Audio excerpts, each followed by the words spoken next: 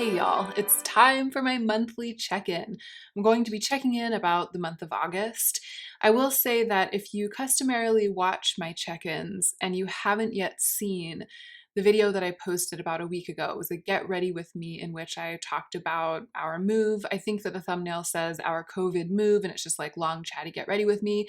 If you like to just keep up with me via my check-ins and you missed that video, I recommend going back and watching it because a lot of the stuff that I usually include in a check-in has already been included in that video, and I'm not going to really repeat myself in this video. So this is kind of like a month in which there was so much to check in about that it was stretched over 2 videos.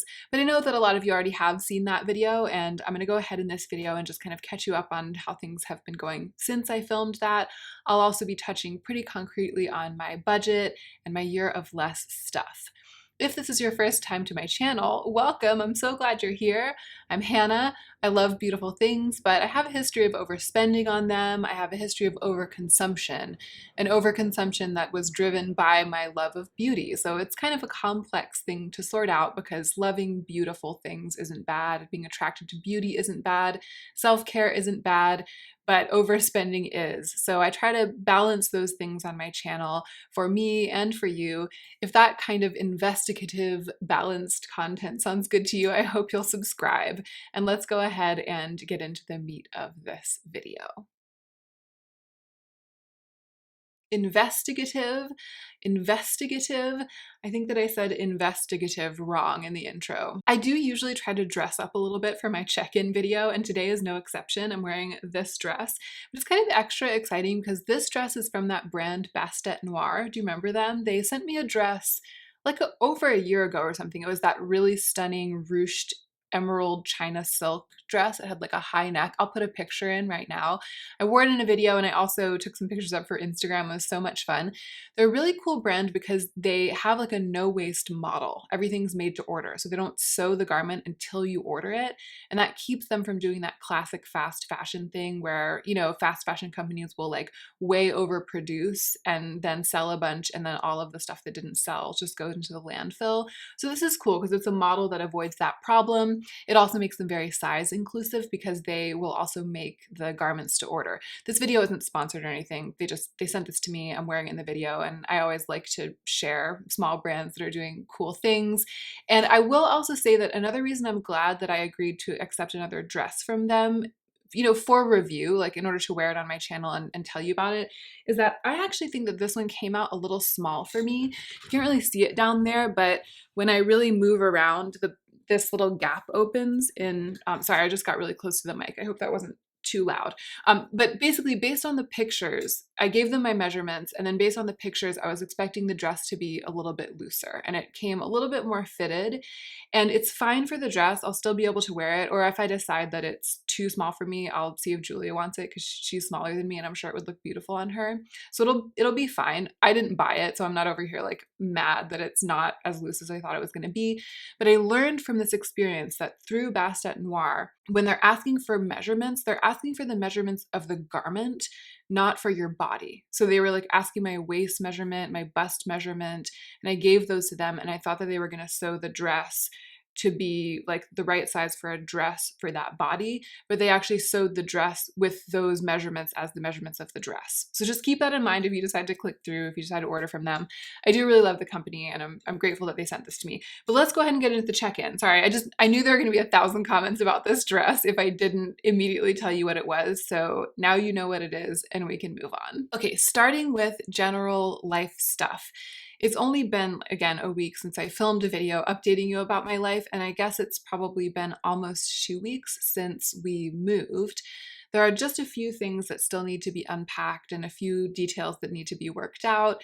But for the most part, we're starting to feel how the space is going to feel. You know what I mean? A lot of the initial logistical problems that have come up coming into a new space have been solved, and I'm starting to get a real kind of physical, visceral sense of what it's going to be like to be here. And that's great because it helps me feel grounded, and that helps me feel like I can be more productive. Overall, I am already feeling just a sense of inner poise starting to return. I've been groping for language for it, I feel like this whole time, like this whole pandemic, and then groping for language to talk about what happened before the move and after. And I feel like that's kind of like a really good bit of language. There was some inner poise that got disturbed, that got unseated by the chaos of realizing that we had to leave our space, deciding on a new space. And that is, some of it is starting to return. And I feel like you guys can even tell. Like on that video, the chatty get ready with me, a lot of you were like, I'm so glad you're, in a place that's good. But then in the ensuing videos, many of you have been like, you seem way better. And it is true. I am starting to regain the inner poise, some of the inner poise that I had lost. But for the sake of checking in, I feel like it's actually important for me to tell you that I'm being careful not to rush myself on that. I still have moments, several moments every day when I kind of feel like I'm having an out of body experience or almost feel like on the edge of some sort of weird inner implosion. Things are still really weird in the world. And just because we solved one big problem that we had doesn't mean that there's some kind of true normalcy returning. It feels like it's just kind of like a stopgap measure that was really, really necessary. And both things can be true. It can be true that I'm starting to feel my powers reemerging. I'm starting to feel my inner life stabilize a little bit. And at the same time, everything's still cuckoo bananas, not just in the world at large, but also in my world. And there's part of me that's still lost, still quite lost, because I've still kind of been like out to sea in the year, especially compared to the year that I thought I was going to have. I feel like it's important for me to articulate that to you and to myself, to say that both things can be true. This is amazing in so many ways. It is way better than that prolonged decision-making process that was so difficult. But I don't want to make the mistake of assuming that just because we managed to find another place to go, just because this is such a special solution and we finally got out of our apartment and we're finally able to move forward, that just because all of that is true, I should be 100% back to normal, like better than ever, firing on all cylinders. Because if I allow myself to think that that should be true, my tendency to have really high standards for myself, my perfectionist tendency, is going to immediately start causing me to judge myself and be really hard on myself because I'm not firing on all cylinders. And I'm not, and I don't know when I will. And I'm saying this partly for myself, of course, but also as a gentle reminder to you in case you need it. I am safe. I, again, am starting to feel like I'm going to be able to do some of the things I was hoping to do with this year. And that's really exciting because I love feeling like I'm doing my work in the world. So getting myself into a position where I have the resources to do that makes me feel 1,000 times better than I felt before. I have those resources, and that makes me really lucky as a citizen of the world in 2020 to be safe, to be healthy, and to have resources. That makes me a very, very lucky citizen of this world right now. And I am trying not to forget that. And if that's the case for you too, I hope that we together can be really grateful that that's the case. But we can be grateful, we can live with that gratitude, and also be gentle with ourselves by reminding ourselves that these are extraordinary times and we're all facing extraordinary challenges, even if it's just the challenge of trying to process mentally what's going on. So, a pandemic is devastating my country. Like, that is what is going on right now. And the news of the world is really troubling. And it would be too much, again, for me to expect some of my powers of productivity and even of positivity not to be diminished by that. I know that I've talked about this in other check-ins, but I just feel like it's worth continuing to say and rephrasing that the pandemic it's reduced our bandwidth for stress. And that is stressful in and of itself. I find it particularly stressful right now. I think it's particularly stressful right now for Americans.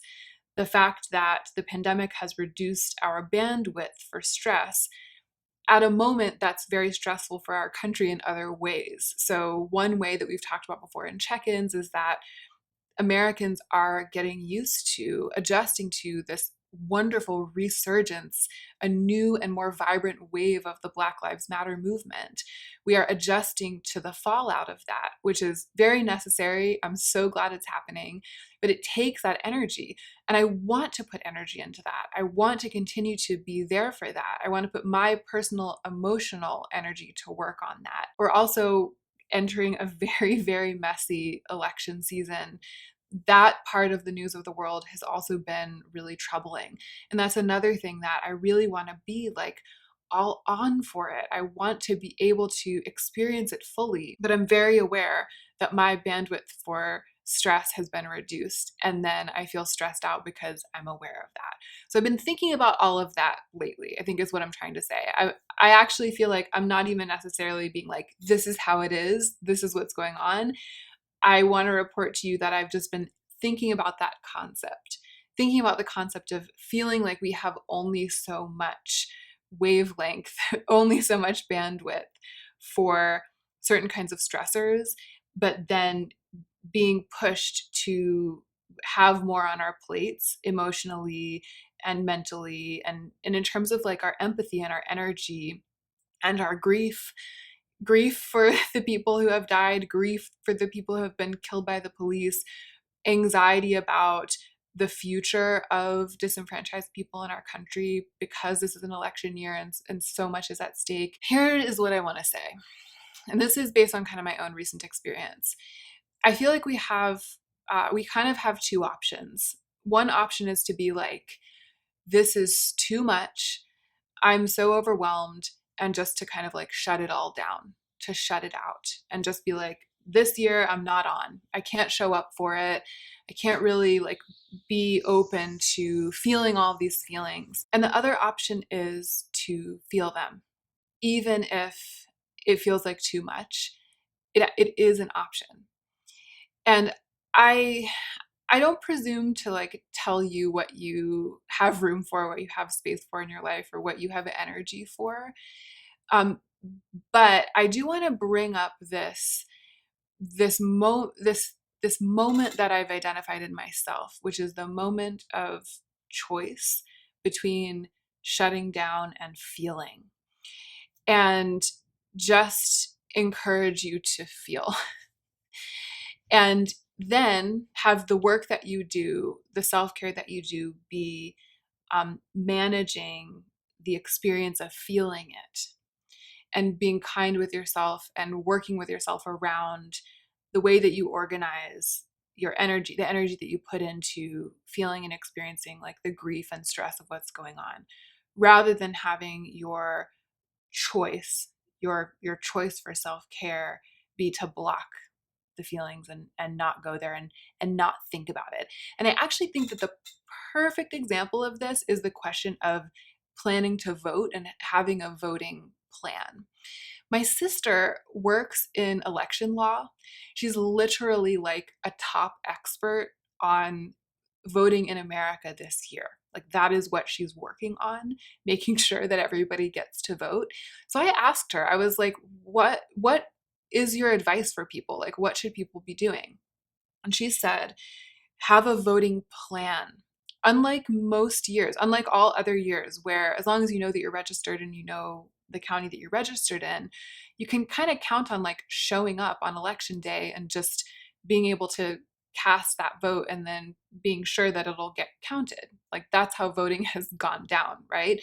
Unlike that, she told me to tell you that you really need to have a plan in advance and to have double checked with someone, some system, checked online or called and checked with someone and gotten confirmation that your voting plan is a good one and that the system as it's currently set up supports your voting plan as one that will cause your vote to be counted. I am a master of procrastination and just trusting that everything will work out.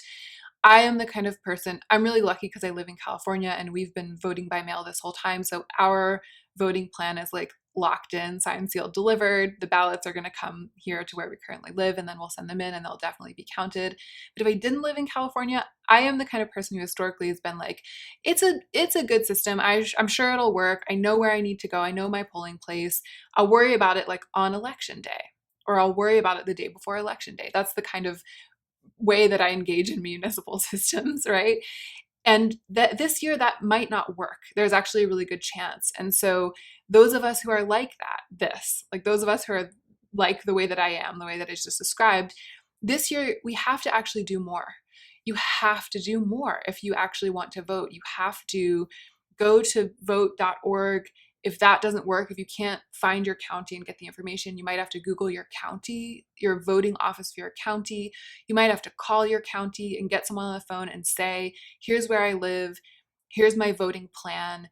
Can you guarantee me that if I follow my voting plan, my ballot will be counted? So that's the kind of thing that I'm talking about. I am a person who tends to be like, I just don't have the bandwidth for a voting plan. Like, of all years, you're telling me that this year with the pandemic, with so much of my reading, like when I'm reading the news, when I'm looking into things, so much of that going into thinking about Black Lives Matter and paying attention to what's going on and thinking about racial justice, and with the fact that I lost my business and had to move and I just moved, you're telling me that on top of all of that, I have to get my butt in gear to make a voting plan. I have to put like all this extra energy into that. The answer is just yes, it just is. And that's just something I've been thinking about. I've been thinking about this idea of like feeling like you're at your limit and then taking one step more to do the thing, even though you feel like you can't, because voting is just that important, especially if you're going to need to vote by mail. The deadlines for that are passing as we speak. Like, they are passing now as you watch me. So I really strongly encourage you, even if you're like me, even if you're a procrastinator, even if you're the kind of person who likes to just hope that it'll all come out in the wash, take it from me, take it from my sister by way of me, take it from someone who really, really knows. You have to do it. You have to make a plan. So I've been thinking a lot about this idea of girding your loins even in the face of it all, to make a voting plan. I've also been thinking about girding one's loins to continue to do the inner work that we all have to be doing to keep the Black Lives Matter movement alive. I was really happy to see a new long-form article in the New York Times this week about Breonna Taylor's life and her death at the hands of the police. And I really recommend it. It's so important to continue to say her name, y'all, like to other people and to yourself. It was, again, I'll say, so easy to get swept into the passion of the Black Lives Matter movement when it was all over social media and conventional media a couple of months ago. It is no longer all over social and conventional media, and so the real work starts now. In terms of my life with my check-in, I think it's pretty clear from what I've been saying that I've been thinking a lot about bandwidth, right? Like the capacity of a person to handle this kind of thing and to make time for certain things in the face of everything else. And so even though I've been saying this whole time, rah, rah, rah, even if you're at your complete limit and you feel like you're at the edge of implosion, you can still do it. I believe in you. You can still make a voting plan. You can still read the article that I'm linking. You can expand your own bandwidth by force of will, even though that is kind of where this has led me in my talking. What I sat down to say is that even though I do believe that that is true, and I do feel myself doing some of that, I'm also aware that in the time since my check-in, I feel like I've gotten another inch of bandwidth back. And I feel a little bit less on the edge of implosion than I have been feeling for many months. And for that, I am profoundly grateful. So let's talk about the part of budgeting that has to do with resisting the desire to buy new, beautiful things, resisting the urge to overspend, because that's a thing that has been relatively easy for me over these past several months. I was overwhelmed with identity muddle, and we've talked about this before in the ancient videos, like during the No Buy Year. We've talked about how the impulse for spending comes from the desire to project identity. Actually, the best touchstones for this are probably the videos that are like my No Buy Year 1 year later. I'll try to link that below. And I think there's another one that's like how my No Buy Year changed my life. That one. Those are the videos in which I really talk about this thing that I learned from the No Buy Year, which is that my overspending was really rooted in my sense of self and my burning desire to make myself over into the best version of myself.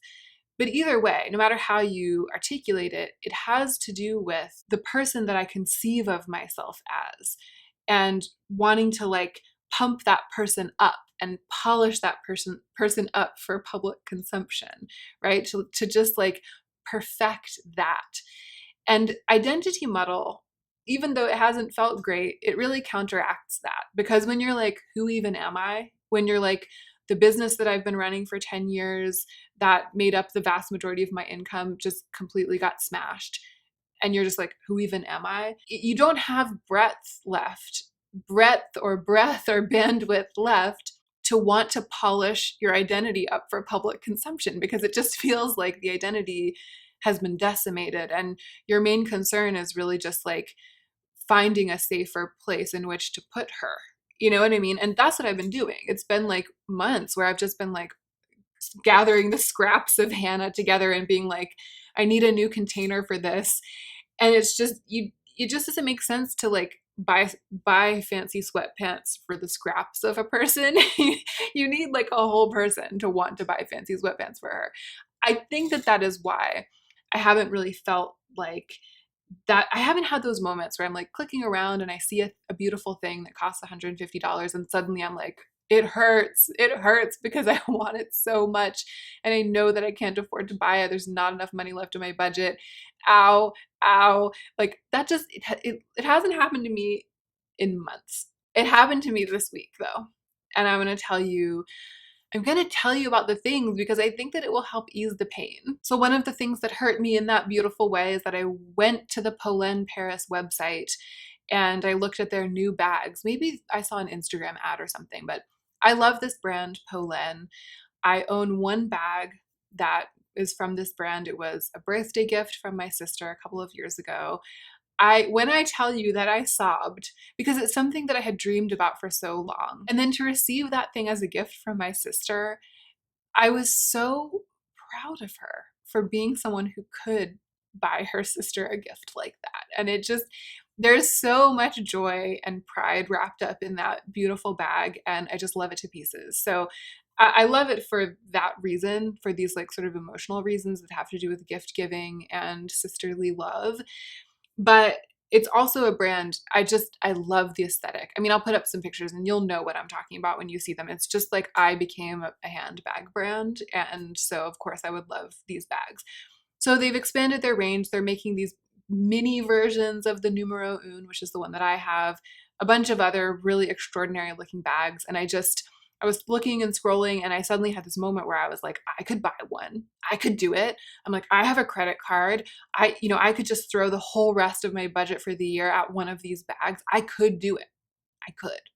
And I could do it. But one of the things I learned during my no buy year is just because I want something and I can, like literally can, technically can buy it, doesn't mean that I can afford it. Just because you can afford it and that you have the money or you have the resources to buy it doesn't mean that you can actually afford it. It doesn't mean you're a person that can afford it. That was like a hard learned lesson for me. I don't know why. It sounds so logical when I say it right now, but it took like the lizard brain a long time to learn that. So I had this moment where I was like, I could buy it. And then I was like, Hannah, no. But then I was like, my appetite. There she is. Hey girl, hey. My appetite came back and it was, it made it easier that I had lost my appetite over the past several months, but all in all, it wasn't really a good thing. So I was like, hey girl. And then I clicked out of the website, obviously, and didn't buy a Polène purse. And then it happened again with a brand that I'd never heard of. I got Instagram ad targeted by this brand that I don't know how you pronounce because it's spelled Tkees. Tkees?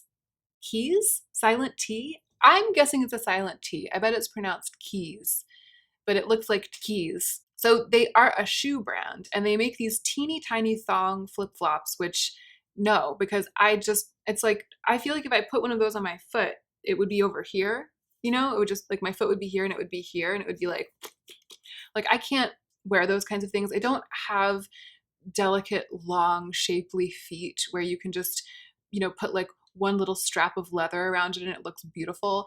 I need like structure in my shoes to hold in my like feet, my like hammy feet. So no on the Keys shoes.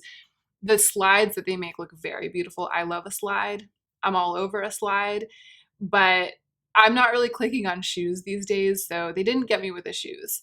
What they got me with was this loungewear of my actual dream fantasy life. A minimalist, loose fit, chic, earthy colors, matching top and bottom loungewear brand.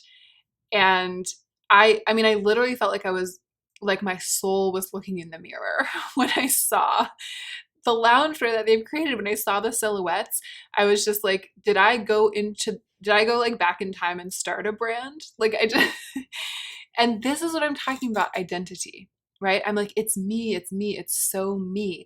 I see myself in you. I see myself in your marketing. I see myself in your aesthetic, or maybe not I see my true self, but I see like my aspirational self. Like I see a better version of myself. And that makes you feel like if only you could buy the thing, if only you could own the thing, you would magically be a better version of yourself. Your aspirational self would become your reality. We all know that it's not true, that if I ever were to break down and buy some Keys sweatpants and shirts and stuff, all that would happen was I would still be the same person, but I'd be wearing those clothes and nothing would change in my life except that I would occasionally wear those clothes. We all know that that's the case. But in that passionate moment, you forget it and you just feel like the desire for it is way more, goes way beyond and is way more urgent than how convenient it would be to have another pair of sweatpants or how fun it is to wear something beautiful. So I had that moment with the pull-in bags, and then I had it with these Keys clothing. I'll put some pictures up. It's very expensive. The sweatpants are like $100-ish. The sweatshirts are like $125. It's the kind of thing where if I bought what I want, which is what I want are the rust colored sweatpants, a matching t-shirt or a matching like long sleeve thing, and then also a matching short sleeve thing so that I can always wear that color. I really love that rust color for clothing. If I were to go in and be like, I'm going to buy all the things I want from Keys, if I did that, I'd be out the whole rest of my budget. It would cost me probably close to the $400 that I have to spend for the rest of the year, and I don't want to spend more than that. So, maybe I'll dangle that in front of me like a carrot and use that as motivation not to spend. And then maybe in November, December, I'll be able to place an order, my dream order from this company. But I think that more likely what will happen is that if a couple of weeks go by and I don't buy anything from them, the passion will fade. And then when the time comes when I actually do have the budget saved up, I'll be like, I don't really want to drop $350 on sweatpants. One of you said it best. I've been in my way trying to articulate this like relationship between the passion for the thing and the actual thing and all of this stuff. One of you said it best. I'll never forget this comment in which you said that when you are trying to talk yourself out of buying a lipstick, you remind yourself that you're not actually buying the model's lips.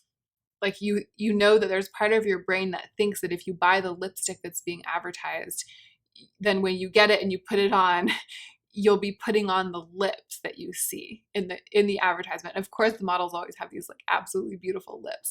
That's it in a nutshell. That's the perfect metaphor. Of course, with clothing, there's the side of me that thinks that I'm buying the model's body. I'm like, if I get these sweatpants, then maybe my hips will like look like the model's hips, because you kind of think, well, maybe if their hips look like that in the clothes, or if that model's lips look like that in the lipstick, then that's what my hips will look like in the clothes. That's what my lips will look like in the lipstick. You can understand why this happens. But I also feel like, especially with clothes, although this might be true of makeup too, a lot of times I think subconsciously I feel like I might be buying the model's life in the photo shoot. I'm like, if I get this, then I will do what she looks like she's about to do, which is like to go out and like lounge by her pool and be wealthy. Like that's what it feels like. Paradoxically, I feel like because the model looks like a really wealthy, polished woman, I'm like, if I spend tons of money that I shouldn't be spending on this thing, then maybe I'll be wealthier. I mean, obviously I'm not consciously thinking this, but there's part of me that has pulled the trigger on purchases in the past because with that logic, with that twisted upside down logic. Okay, we have to move on from this because I could talk about it forever. But I just wanted to update you. I already posted my video about how I spent my budget, so I'm not going to even talk about how I spent my budget in August because I talked all about it in that video. I'll try to remember to link it. But I wanted to tell you the news, which is that my appetite has returned. So that's good because it means that I'm in a healthier place, I think. But now the battle re-engages and I'm going to have to manage my own desire, manage my own appetite. But at this point, I'm experienced at that, so it'll be okay. So let's talk briefly about the year of less stuff. As you've observed, I've dropped it from the opening of each video. I tried it. I tried it just in that one video. I tried opening just with the song, and it just felt so much better. I felt like this huge weight lift off my shoulders. And I did say this in that long Get Ready With Me, but I'll say it again here. I am not going to drop the year of less stuff project from my life, and I will still share the results with you. So I'm still keeping track of things. I'm still using the desire to not have piles and piles of stuff. I'm still keeping that at the forefront of my mind and using it to make decisions. And I will count everything up. Did I already say that? I want to count everything up at the end of the year and see if I have more or less than when I started. I'm still going to follow through with the project. But what I've done is I have decided to remove it as the framing device for my entire channel this year, because the year took such a sharp left turn, such an unexpected direction that we've gone in, that it no longer felt authentic. I feel like the reality is that the year of less stuff has become one thing that I'm doing under the umbrella of my channel, which is much broader than that.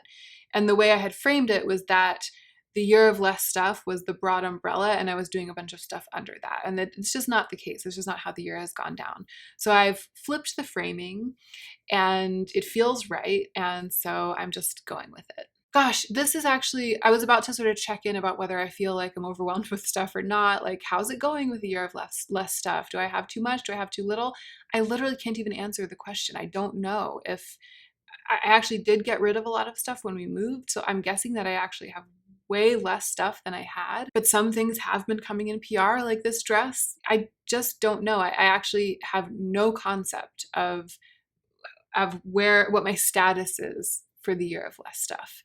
And that's, again, just more evidence that I think it's probably the right decision to not have it be such a heavy feature of the channel, but just one of the many projects that I'm doing on the channel, one of the many values that I talk about. Those are the three main points on which I wanted to hit: my life in general, the budget, the year of less stuff. In short, I think the thing that I really wanted to communicate for this is that this is way better. Thank you so much for your support. But I don't feel like I'm all better now. And I'm not sure if I ever will. I've been thinking a lot about the effect of this year on our psyches, the potential lasting effect of this year on our psyches. Sorry, Sadie just started munching away at her food and it's like right there, right on the other side of that plant. So if you hear her munching and you hear her little tag tinkling on her bowl, that's what that is. But I was just about to say that I'm not saying this to be pessimistic or to be fear-mongering, this thing about our psyches. I actually think it's probably healthy to be asking questions about the implications of this, the long-term implications. I've been thinking a lot about the way in which I conceive of people who lived through the world wars, for example. My grandmother, she lived through the Depression and she lived through World War II. And I would never expect her, I would never expect myself to conceive of her as having just bounced back or returned to the person she was before. I think about her life. She turned 99 this year, right? So I think about my conversations that I've had with her about her life, and I think about the timeline of her life as I understand it. And I think of those periods, the Depression era and World War II, as having been transformative. I think of them as having been crucibles through which she passed that made her the woman that she is and made her life what it is. I think that we've been a bit slow to conceive of ourselves as currently experiencing something like that. And I think that it might be because technology, it connects us, but it also isolates us. And in many ways, I think we aren't really grieving together. We aren't really processing it. We have so many tools for distraction, and it's really, really tempting to just think that you can hold your breath until it's all over, and that after it's all over, everything will be the same as it was before. I don't think I'm going to be the same. I'm not saying that I'm going to have no bandwidth, or that the feeling that my brain is like just Swiss cheese is never going to go away. I think that there will be a regrowth, there will be a renewal, and there will be building, some rebuilding and some building of new things. But I don't think I'm ever going to be the same. I don't think that my life, and I don't think that the person I conceive of myself as and the life that I conceive of myself as having, I don't think I'm going to get back what it was before. But again, I'm not trying to be pessimistic. I don't think that that means that it won't be good or potentially even great. I think I'm just getting to the point in this year where I can start to think about that, think about the fact that, think about what we're passing through, maybe more realistically than I've been willing to so far. I came across a quote from a writer, Laurie Colwin, and I wrote it down to share with you. We cannot go back in time. Instead, we must reinvent life for ourselves. I've been reading it over again a couple times a day, every day since I discovered it. The statement that we cannot go back in time seems so obvious. We all know how time works. It's linear, it moves forward, and that's the only direction in which it moves. But it feels profound right now. We cannot go back in time. Instead, we must reinvent life for ourselves. It's almost like I'm reading the quote over and over again and saying it to myself until I believe it, because I think believing it is the thing that's going to help me blossom in spite of all of this, blossom in spite of what is happening. So, the second part, instead, we must reinvent life for ourselves. I think that for me to really be able to do that, I have to teach myself to fully believe the first part, the part that says we cannot go back in time. So that's what I've been thinking about. That's what I've been working on. I am already experiencing the benefit of kind of a new stability, being able to breathe more freely. I'm in a place that's hopefully going to give me the time and the freedom that I need to reinvent life for myself, to build something new, to take the place of the thing that the pandemic has taken away from me. I think, as I've said already, it's important for me not to rush myself. If you're going through something similar, it's important for us not to rush ourselves. But knowing that there is time and space for it is a relief. And I think the fact that I'm even able to sit down and talk about it like this shows that progress is already happening. Things are already happening under the surface. I'm already moving forward. So that's it. That's all that I have to say in the video. But I'm going to hold Sadie while I do the outro, because I think we all just need that right now. Oh, no, she won't. She refuses to be held. Thank you so much for being here. And don't forget to take extra good care of yourself right now so that you can be the most effective version of yourself as you do your work in the world.